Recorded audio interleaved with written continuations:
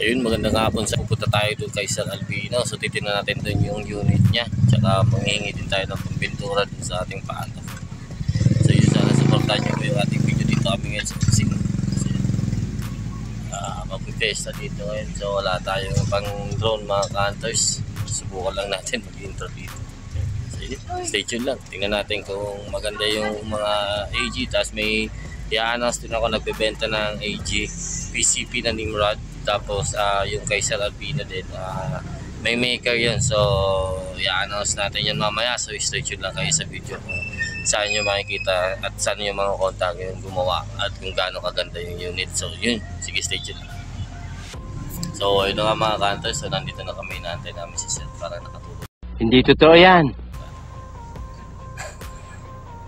So last 20 na mga idol, mga ka-hunters.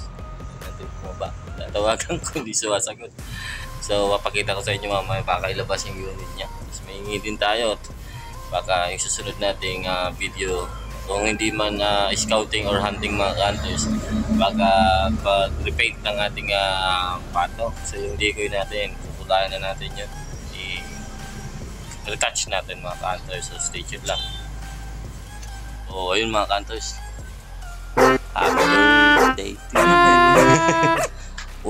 Wala man lang beer mga ka-hunters. Gago! Kaya lechon. Parang may naamoy ako hindi maganda. Lechong pato. Isang legend na hunter. Wow. So ngayon, meron ditong unit mga ka-hunters. So kung gusto niyo ng ganitong unit, bibigyan ko kayo ng magandang footage dito. Nakuhang-kuha lang kabuuan niya mga ka-hunters mamaya. Kasi inaayos pa. So pag wala nang hangin to mga ka-hunters, picturean na natin yan. Sige, sige. Tapos bibigyan ko rin kayo kung gaano ka-consistent mga ka-hunters yung putok niya. So yung setup nito mga ka-hunters, hindi pa ganun kalakasan. Hindi pa sinagad sa lakas talaga. So nasa 17 PSI output lang ata yung nakikita ko. Pero yung palo niya is 855, 853, 854. Nandun lang siya nag-play. So sana mamaya mga ka-hunters makita nyo kung paano siya ka-consistent. So yun ang importante. Tapos accurate naman, namimili ka lang ng pellet. Tapos break-in. Ilang ano pa lang? Kulang 300 pellets pa lang. Kulang 300 pellets pa lang. So break-in pa mga ka-hunters. So nag-aayos pa yung barrel nito. So yun, sige, stay tuned lang. So ito yung unit mga idol. So ano tawag na tong barrel na Sir Albino? Bottom barrel. Bottom barrel. Pakinggan nyo mga ka-hunters yung tunog ng suppressor na to. So kasama na yan sa package yung unit. Doon tayo sa kabila mga ka-hunters para maliwanag. Ayan. So ang haba ng tangke. Yan ang takbo mga ka-hunters, 853. Minimum output pa lang yan. Minimum na power yan. So ito mga ka-hunters, 0.7 na tank. So yung tank na yan mga ka-hunters, specific lang yan dito sa unit. Pero pag o-order kayo na ito mga ka-hunters, yung tank natin is 0.3. Makakapili ba sir? 0.4 and 0.45. So yun. Itong 0.7 is specific lang sa kanyang regalo sa kanyang birthday kahapon. Happy birthday sir. Thank you. So yan. Pero hindi po kasama yung scope. So ilalagay ko sa baba, sa description sa baba. Yun. 855. So consistent po yung putok natin dito. So sana makakuha natin mamaya. Magbibigay ako ng at least 5 shots dito sa chrono natin para makita nyo kung consistent yung putok ng unit. So ito po yung kabo ng unit. Ganda oh. Tsaka ang nipis na yan mga ka-hunters. Halos mga ilang bigat lang to. Mabigat din. 4.2 kilos. 4.2 kilos mga ka-hunters. Pero ito talaga mabigat na din to eh. Yung scope. 3-4 nakalga. 3-4 nakalga. So yun mga ka-hunters. Tingnan nyo naman. Swing type. Ang ganda na. Ay. Steel barrel po ito. Walang brooms sa gitna. So, mahaba ang distance. Tignan nyo yung allowance mga ka-hunters. Ng palo. Tapos mga ka-hunters, nag-practice na dito. Galing yan sa 3-4 siguro. Nakalahati na mga ka-hunters tong strike.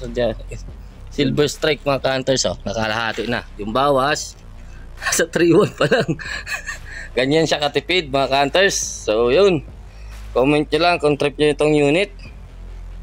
Yan. So kaso nagte-testing tayo dun sa 25 yards. Hanap ng bala. Gahanap ng gusto na pellet. Yun. Ito si Sir Albino. Busy.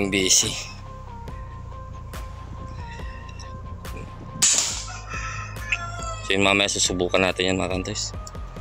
Testingin natin kung kaya natin ito ano. Hindi ko pa kasi alam kung paano i-tune yung mga ka-hunters. Wala ko.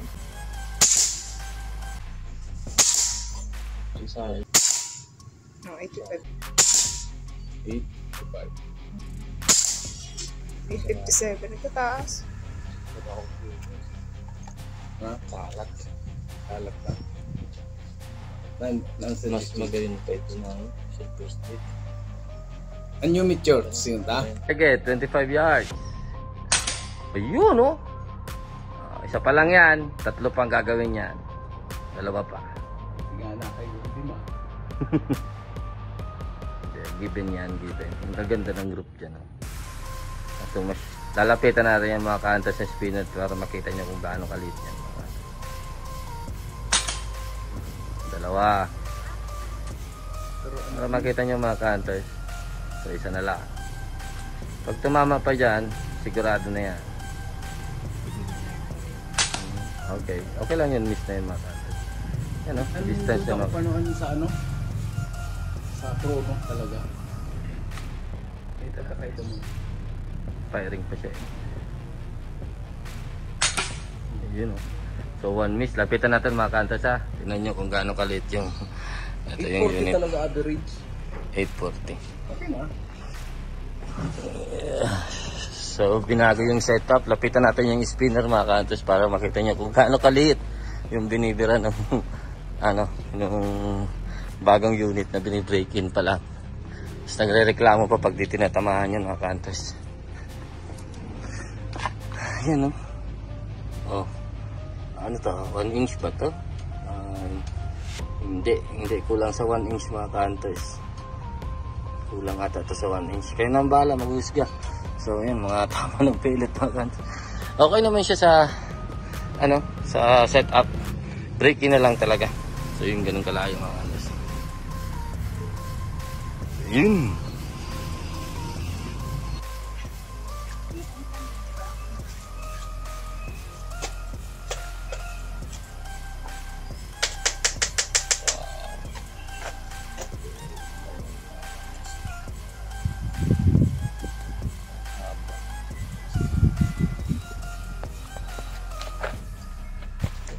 Output reg.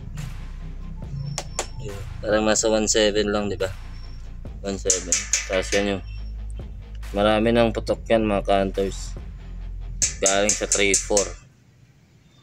Yan pa lang. So siguro yung karga nito mga ka-hunters tangke, kaya mong bumigay siguro na 120, more than 120 shots dito. Sobra pa siguro kasi naubos na ata yung ano.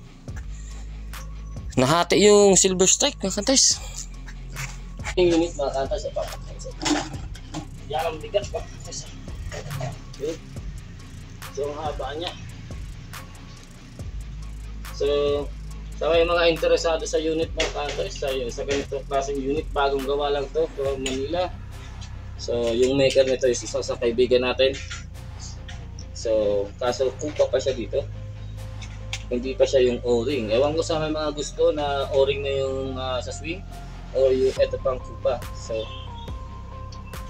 pero maganda, smooth mga ka-hunters yung trigger. Tapos narinig niyo yung putok, smooth na smooth.